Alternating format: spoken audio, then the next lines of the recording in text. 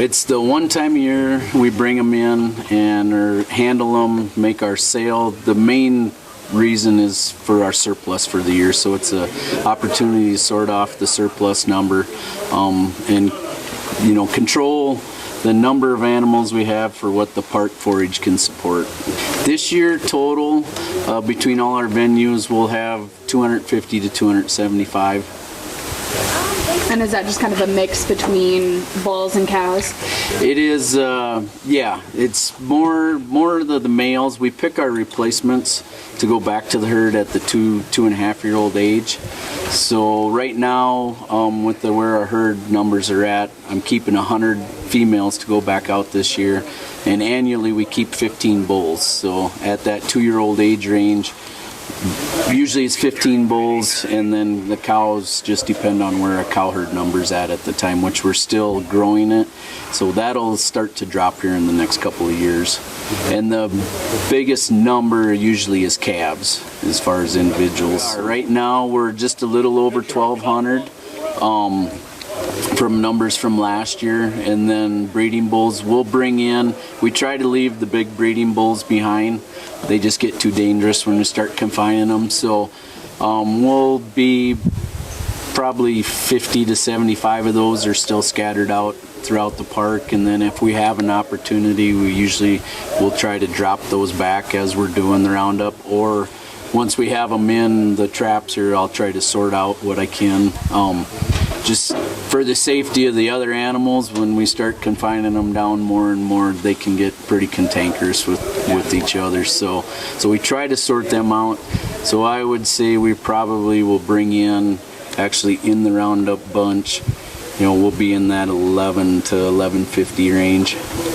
I have a sealed bid sale, our live auction, an internet sale now that I do in midwinter in January, and then also we do have some hunts that we offer. So those are the venues that we have for our surplus, and just to reduce the amount of handling and reduce the stress on the animals in doing that kind of is what's prompted the changes we made. But discontinuing the forced weaning, allow the cow to naturally wean the calf. We went to, instead of culling just on an age basis at 10 years old, we went to allowing the cow herd to age, and both of those have allowed the family social structure to start reestablishing within the herd. And then just changes to how we're handling, time of handling and working them in relation to the Roundup and the auction. Live auction we used to do right here in the ring at the corral. We are going to do that in a video format this year, so instead of running the animals through the ring live and auction it, we'll have them actually identified and have a preview times ahead of time. And then we're going to go to the new visitor center in the theater and hold the auction there. It goes into the park budget, and into the game fishing parks and recreation budget, and then we submit our budget for the year. So how much do you typically make off of these auctions?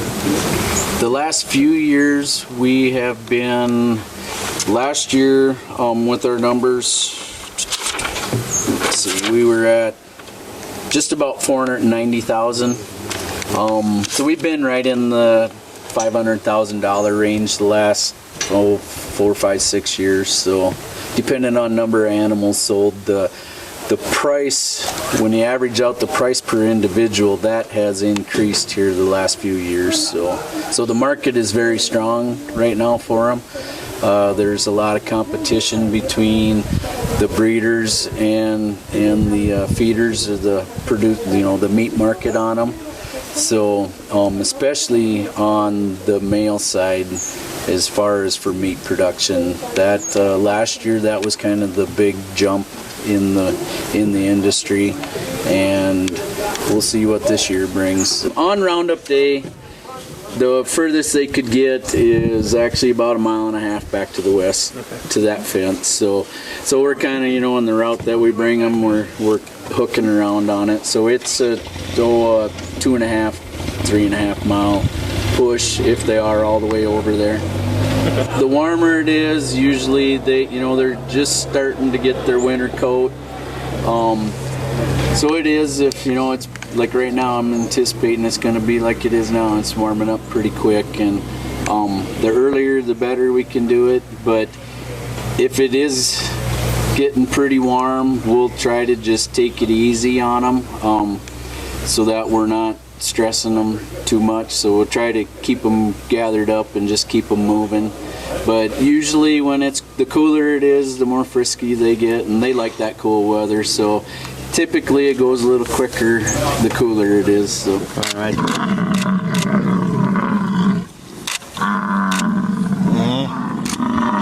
She's a good tongue. That's what makes it interesting in the Roundup on Friday when we have late cycling cows like that, because they get aggressive. Sometimes, yeah, you gotta kind of balance out. They get pretty serious when they're in that mood. That's 23. Oh wow. So peaks, like adulthood's what, 13 then probably? The productive, they'll be up to that 15, 16-year-old age range. This. Yeah, actually working with the animals, that's what I like. And so it's like, most of the changes we made are in the best interest of them. Okay. So. And I like educating people about it too.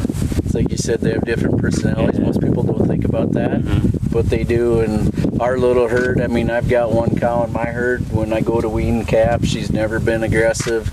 When I can walk in the pen with her, And she just, when I start the cap off, she's like, okay. And then the next one, you step in the Crazy. pin and she's got you up the fence. So. Can you tell a difference between some of these? Like, do you recognize some of them or not really? Some of them, because most Scars of or the private something they ranches have. I've been on, we have an ear tag in them. Yeah. Some of these ones, you do because of horn set and color Yeah. variation, that kind of stuff. So.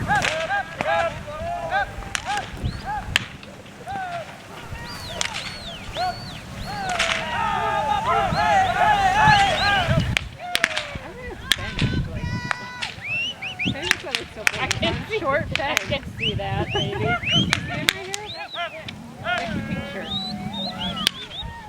Watch that whip. That is bad. That is bad.